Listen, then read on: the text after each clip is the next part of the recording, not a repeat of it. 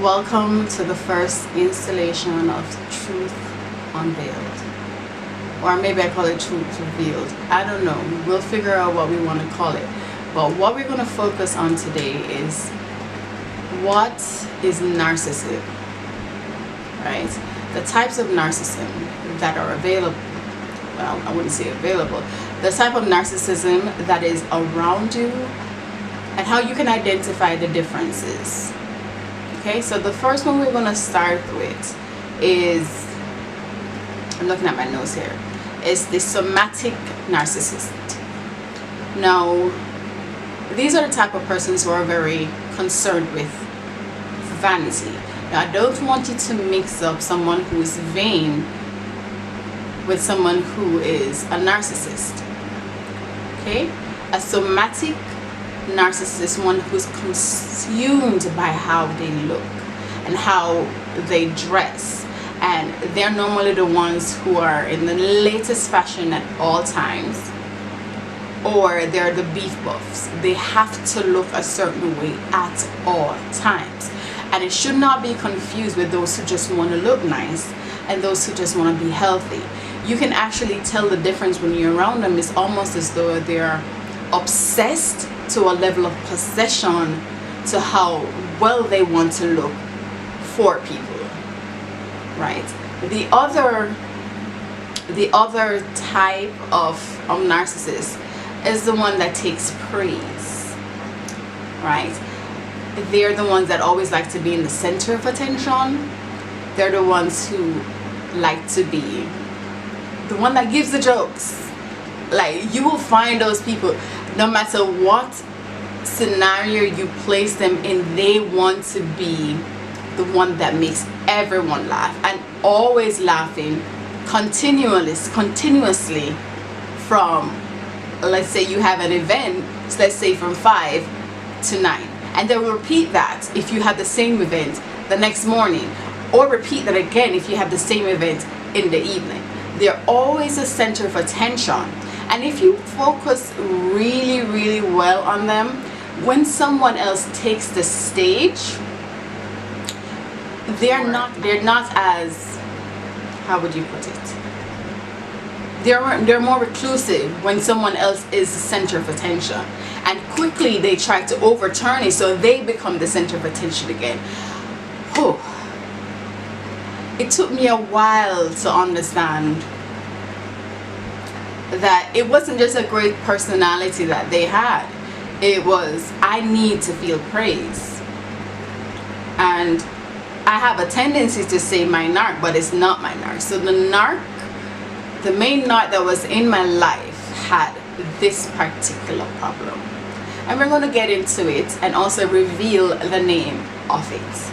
But before we do so, okay, we're going to continue, or maybe not before.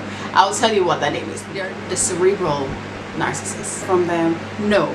Once there is an event and there's a gathering of people, they must be the center of attention. They must be. There can't be any other way. They have to be. Try to figure out if you know anyone, or if you've encountered anyone just like that. Do not say anything to them, but just be observant. Let's just take a moment here, because going down memory lane, I want you to, one, understand this. I want you to not relive your situation, but review your situation. We don't want to hatch the past wounds or the scars or everything that you worked so hard to do to get to this point where you're actually researching what it is and what is it that you're experiencing. We want you to be able to review the past in order to make better decisions for your present and for your future. Okay, so now that we've broken down what narcissism, or the categories of what narcissism can look like, which are the two main ones, let's break it down even further, right? We have one that is called the overt narcissist. Now, they're pretty overt. They're always being seen. So that's the first one, right? That, okay, so you could say a sub from the first. So remember, the main set is broken down into two things. One is about body image, and the other is mostly about personality. Okay, I am going to reiterate this, and I want you to understand. I don't want you to mix up being vain and being diagnosed or having NPD, narcissistic personality disorder. Most persons tend to be smack in the middle. They're not fully vain, but they're not fully narcissistic. They're not fully a narcissist either. So they're somewhere in the middle, right? They hurt people, but not so much. Okay, most persons tend to fall into that bracket. But from the extremes, once you go over it, once you start using people for your own benefit, whether you are an overt narcissist that does it publicly and don't care, or the other one that we're going to go to, which is the covert narcissist, one that does it like a snake. They are like snakes. When I say snakes, they're hard to identify because they're mostly the nicest person in the world to you. They are the nicest person to the world for you, but it's only a cover. It's superficial, because the charade cannot last long. After all, because they're very good pretenders, they cannot keep up the charade for a very long time, but their wounds that they inflict last a very long time. The covert narcissist is one that you would consider a snake in the grass. They're very nice to you in person. Everyone thinks they're a very nice person, and but behind that, they're manipulative and they're cold. You would never associate the two characteristics with the one person. It's almost like they have split identities, split personalities. There's one that they show you, and there's one that is only revealed if you touch the wrong button or cross the wrong line, or if you start to out them. Then you see a different level of your narcissist. You will see covert rage. The third kind of narcissist, I can never say that word right. I don't know if I'm developed. The third kind of narcissist is the seductive one. Now don't get this twisted with the one that is all about fishnets and those other things that we will not mention here. They're the ones that draw you in with compliments. They tell you how beautiful you are, how smart you are. All of those things. They pull you in by admiring you verbally. They puff you up. They make you feel special. I mean, like a different level of special. And if you do have a problem, right, with codependency, then you're gonna run in a big nut real quick. So what they do is that they make sure that they flourish you with admiration, flourish you even when you don't want it. They are always by your side. They're always positively telling you things, always, until for no reason at all, you didn't provoke them, you didn't have an argument, you didn't have anything, they drop you. Like they drop you. They don't speak to you, which is they call a silent treatment. They start being mean to you for no reason at all, until they need a new source, or they needed to be replenished by their supply, which is you, and they start complimenting you again. Of course, we'll go in detail what that does psychologically to you and how your brain processes that. But that's number 3. The fourth and final one, and this is the most dangerous one, is the vindictive narcissist.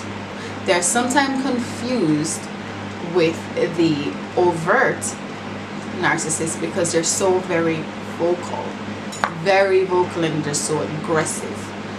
These though are extremely aggressive. Okay, they're not hot or cold like the seductive one that keeps you either hot or cold and then have you on a hook because you never know what's really happening, especially if you're in a relationship with them or they're your parents. Ooh, that's another story. So these will do anything and everything anything and everything that it takes to destroy their victims. No limit is too low, and nothing is too high for them, especially if you've given them narcissistic wound. What is narcissistic wound? Well, narcissistic wound is when you have rejected them, or rejected something that they wanted to implant in you, or you've started loving yourself. How dare you? How dare you not think of me as the king of your life? How dare you not think of me as the queen of your life? I say, and what I say goes. I also don't want you mixing that up with persons who have a problem with controlling. It's similar, but please bear in mind that they're on the other spectrum of normality. They take it to a different level. They also incite third-party persons, and they will tell a whole heap of lies, which is called character assassination, or what's it? The shame campaign. Shame campaign. This is where they tear down everything that is good about you, and they project to the third party everything that is wrong with them and say it's you. So if they were the manipulative ones in the relationship, you now are the manipulative one in the relationship. If they constantly cheated, constantly lied, or constantly fibbed, now you are the ones. You're the one that is doing that.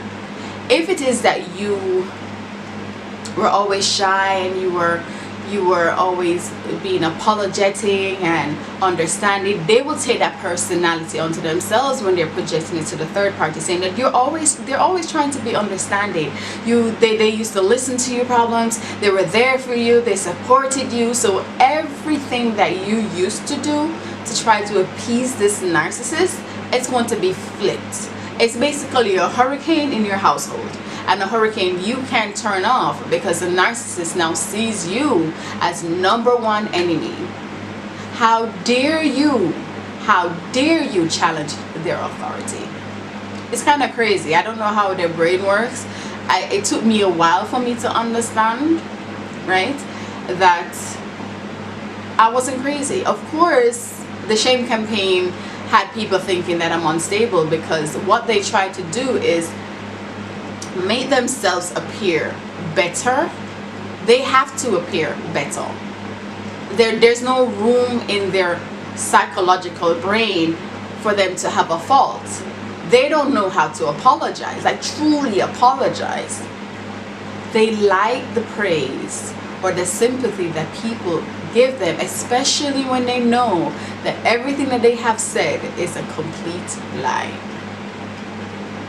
But don't worry about it. Eventually the truth does reveal itself, especially when the victim stops trying to defend their self.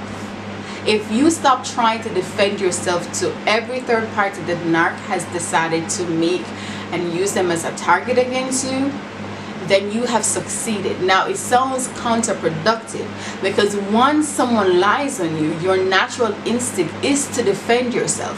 But I'm going to ask you, and this is hard, it took me a while. I was in narcissistic abuse for, let's see, that's 12, 13, 14.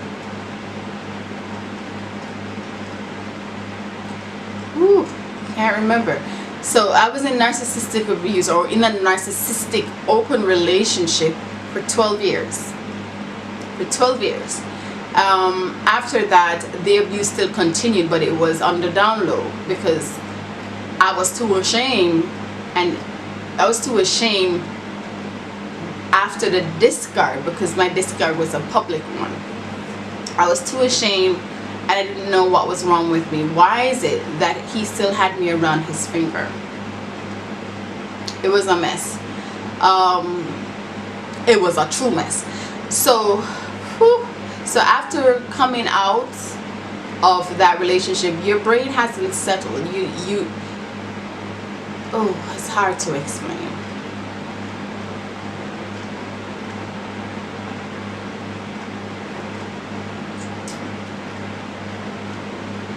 So what I'm trying to say is, when they start their smear campaign against you, it is best that you do not retaliate by defending yourself. The truth unveils itself. It will hurt that you cannot defend yourself, because it's normal and it's natural for you to want to say, no, that's not how it went. But when you start to try and prove your innocence, that's when you appear crazy, and then they can say, see, I told you. I told you that she was unstable. It took me a while to get this. It took me a while to realize that the best way to deal with my narc was to go no contact. And when things happened, that I only responded to situations and never reacted with my emotions. Because it doesn't matter if it is negative feed or positive feed. Once they get a reaction out of you, it feeds them and it makes them feel powerful. So, if you take nothing else from this installation, this is how you deal with any of the narcissists that may be around you. Learn to control your emotions. At first, it's going to be very hard. It is going to be very hard because you're going to be in a constant state of flight mode or fight mode. But they're going to make sure that it's mostly in flight. So you tend to corner yourself in a corner. The minute you start fighting is the minute you're going to be number one enemy for your narcissist. You're going to start inflicting injuries on them. And that's simply because you start now valuing yourself. You're not supposed to. All of this doesn't start and stop overnight. It takes a long time for the cycle of abuse to be cemented. In my case, it took 12 years for it to be firmly cemented, and it took an additional 7.5 years to break it. And this is why I can actually sit here and talk to you today. I want you to understand that this is by no means a form of inflicting my narc or the narc. This is no way. This is not what I'm trying to do. What I'm trying to do is to help women and men understand the difference between a healthy relationship and the poisonous relationship, and how to get out of the futuristic mirror that they have provided for you, that you keep chasing, and they keep changing the game each time you think that you're trying to reach that goal. In the beginning of your relationship, it will seem as though you have found your best friend, your soul mate, someone that understands you. They learn everything about you in the first stages. It's called the idolizing or idolization stage. It's where they can't get enough of you, and initially they are somewhat in love with you. Please do not get it mixed up with affection. They don't have real affections, but they are infatuated with you because initially you had something that they don't have. Once they realize that you are not, and that you are flawed, and that you're a human being, you're not the person that they thought you should be. And that's when they start projecting a lot of themselves on you. The mirroring stage, where if you like this, they also like this, or if you have an interest in this, they have an interest in it. That stage is gone. The minute they find out that you're really a human being, that stage is gone. Right? It also leads right into the love bombing stage. Now the love bombing stage is almost like you're going fishing. You get the right bait for the right kind of fish that you need.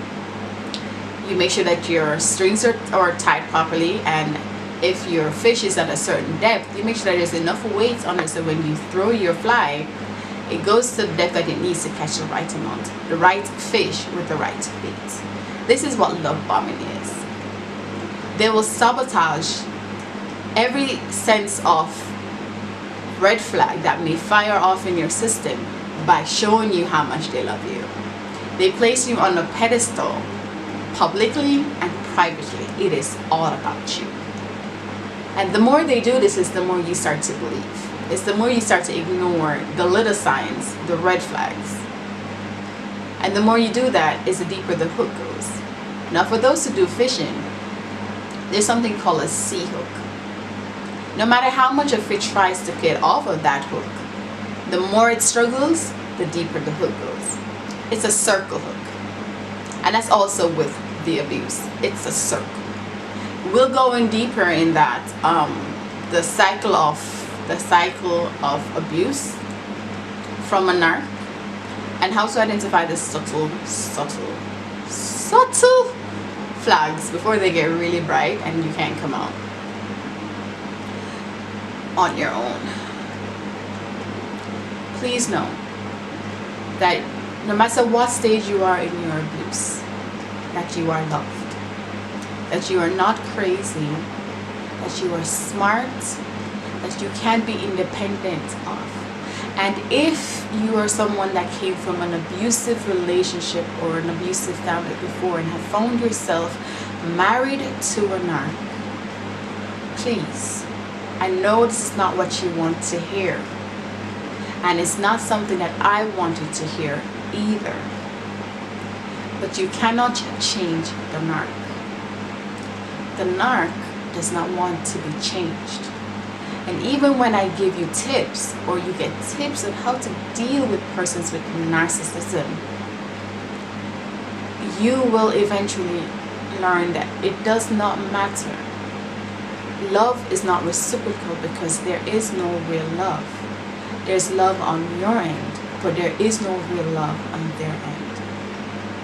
Do not take abuse. Do not take abuse. Do not be afraid to cry out. Do not be afraid to ask for help. You are not alone. We're here. People like me who never thought I would be doing this, never in a million years thought I would be helping people. I am here. This is the first installation, and I'm looking forward to explaining a little bit more about what it is to be involved with a narcissist, what it does to you mentally, what it does to you physically, because it also makes you sick, and that you can come out of it. You cannot heal pain if you don't feel pain. I am a testimony here for you today to tell you you can come out of it. When you feel as though you're losing your mind in the initial stages of leaving or being discarded, look back at this video and remember that I, Rochelle Richards, said you can and you will survive this. It hurts like hell. It hurts like hell. I know. I had cried for 3 years straight. I mean, every day. And when I had a nervous breakdown,